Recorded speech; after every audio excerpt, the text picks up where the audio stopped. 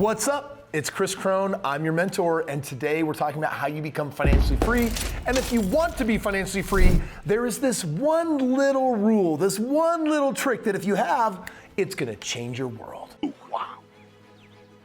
Wow. When it comes to money, there are really two types of people. There are those that have an insufficient financial roadmap. Some of them are gonna try harder than others, but at the end of the day, they're never really gonna make it. And as a result, their options in life and the things that they can do with their life are gonna be severely limited, and sometimes they're just gonna get a flat out never as an answer because they don't have the money. But then you get those people that are gonna dig in and say, you know what, I really wanna understand this money game. And if they play it well enough, they've got a shot at becoming financially free, which ultimately means they free themselves from needing a job, they free themselves from other financial obligation. In fact, they do so well financially that they have all of the options open up, and ultimately they make it. They get to live like that amazing life.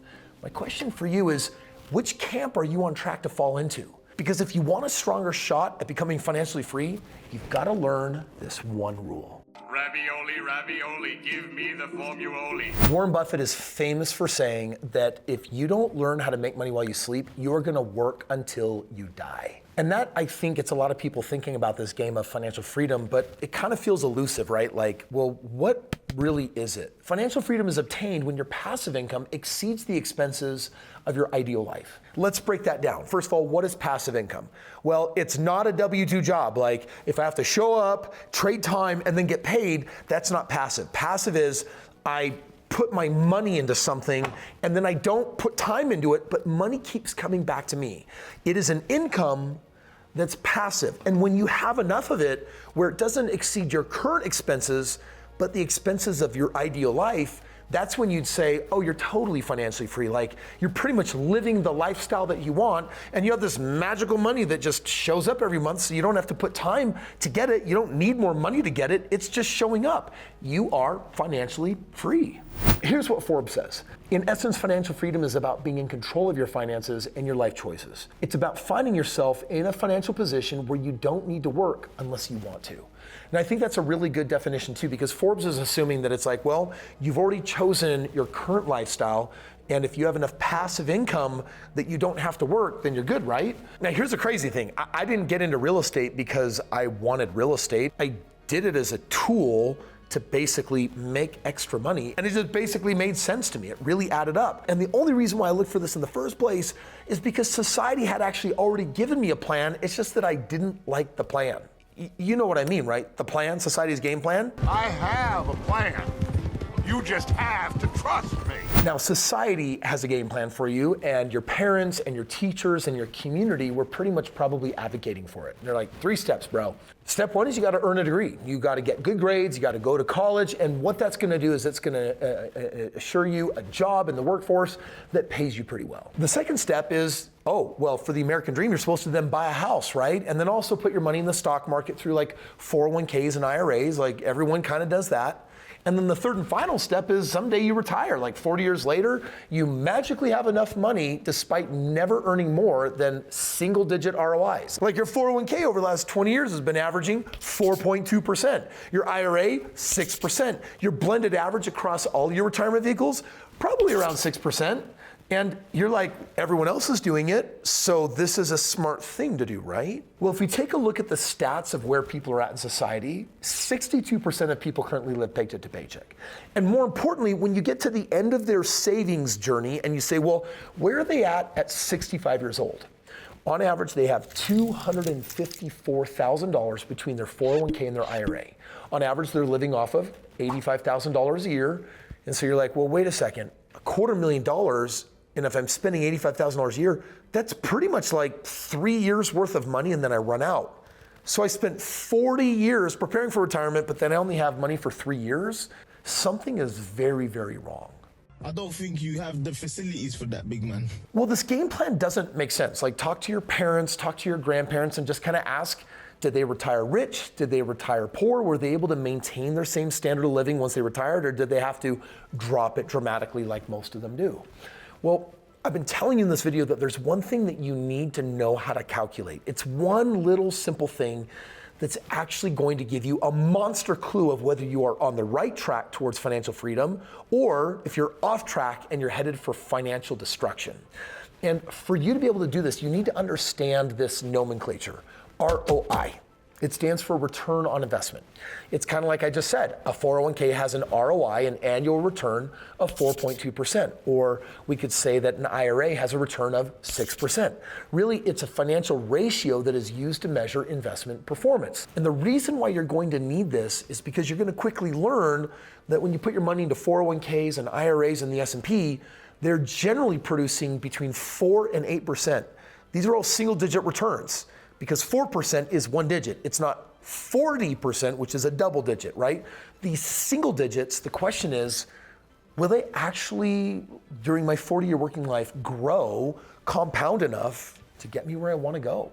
So what is this one rule? Well, it's called the Rule of 72, and I call it your financial sniff check. What it is it's basically taking this magical number 72, and then we're going to divide our ROI by it, and it's going to tell you how long it takes, how many years it takes for your money to double. And in a moment, you're going to see why this is actually really important. The reason why the Rule of 72 is kind of a thing is because what we're trying to do is figure out compound interest. And compound interest means I put money into something and then it grows that year by its ROI, and the next year I still have that money plus the ROI, and now they're growing together to produce a slightly higher ROI, and in time it actually produces an exponential increased curve. But that exponential increased curve could come in 10 lifetimes if you have a really low ROI, or it could come in a matter of years if you have a really high ROI. Hence, knowing how long it takes for your money to double will very quickly tell you whether the thing you're looking forward to investing in is super lame and never going to get you where you want to go, or whether it's exciting enough to cause your dreams to become a reality. Okay, let's test it out. We're going to do the Rule of 72 on your savings account, which is currently yielding not 1%, 0.25%. And so we're going to say, okay, well, to figure out the Rule of 72, I've got to take the number 72 and I've got to divide my ROI. And if we do that, if we take 72 divided by 0.25 for 0.25%, it equals 288, as in 288 years for your money to double. And now you're thinking, wait a second, I only worked for 40 years. So 288 years, we're talking like 3, 4, 5 lifetimes. Let's take something a little bit more realistic that you would consider an investment. Let's talk about a 401k. Over the last 20 years, 401ks have averaged 4.2%, but you know what? Let's round up to a full 5%. And you're like, you know what? I want to put my money in my 401k because they're giving me 5% back. I wonder how long it will take the money in there to double. So let's just first of all say that you have $30,000 in your 401k earning 5%. Do the math with me. 72 divided by 5 equals 14.4 years. So you're like, wait a second. My 30 grand will become $60,000 in 14 and a half years? The reason why that's problematic is because if you're going to work 40 years, that really means that your 401k only can double a couple of times. And it's like, wow, no wonder people at retirement don't have enough money in their 401k for retirement. It doesn't have a high enough ROI to grow the account meaningfully enough. Okay, Kris, what about the stock market though, right? Like the stock market's different. Let's just say that I'm earning 8%. Let's say this time I have $60,000 and I inherited it and I threw it in the stock market, and let's say I'm earning 8%. A lot of people think the S&P earns 10%, but if you actually look at the real hard math of the last decade, we're going to call it a fair 8%. So you're like, okay, I got my 60 grand in the stock market. It's growing at 8% every single year. 72 divided by 8 will tell me how many years it takes to double my money. 72 divided by 8 is 9. That means that this $60,000 will become $120,000 in 9 years. And you're like, but Kris, I only have 40 working years. So 9 basically goes into 44 times. I only have 4 times to double my money. That's not going to equate to the $3.1 million that Forbes claims I need to have at retirement if I want to annuitize it and retire on a very basic $100,000 a year. You would be right. Your 401k and the stock market and your savings account are definitely not going to do that for you. Psst, can you see why the Rule of 72 is like that? That one rule that you're like, oh, I get it now. It helps me understand how long it takes for my money to double. Kris, can we use that rule on something more exciting than like a derivative of the stock market? Okay, yes we can. Let's say that you wanted to put some of your money into a rental property. And let's just say that you were able to buy this home and consistently produce 25% every year on your money. And you're like, okay, well, let's take a look at the rule of 72. I wonder how long it will take for my money invested in this home to double. Well, 72 divided by 25 is 2.88, or if we round up, 3 years. That means, wait, if my money doubles every 3 years, 3 years goes into 40, like 12 times. If I double my money 12 times over, well, then I could retire not just a millionaire, but a multimillionaire in theory. And you would be correct.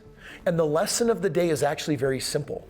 The reason why you want to learn my sniff test, the rule of 72, is because it helps you understand the difference between my money in my savings account doubling in lifetimes versus my money in real estate doubling 12 times during, let's say, my 40 working years. And if that's the case, this is the only thing that is actually going to financially move the needle and lead to financial freedom.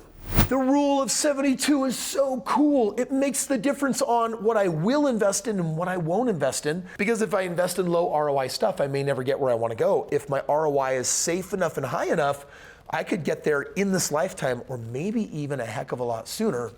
That information from today's video came out of this brand new book, Have It All, and I'd like to give you a copy of it for free. It shares 5 different investments, not single digits, but double digit, triple digit, quadruple digit on up. And these investments make it possible for you to achieve financial freedom literally in 5 years or less. I can honestly tell you that there's no book in the market that has this information, and I poured my life and my soul into creating it for you, and I want to give you a copy of it for free. Literally click the link below, get a free copy of this book, and let me open your eyes to the 5 different things that you need to do to achieve financial freedom in this life.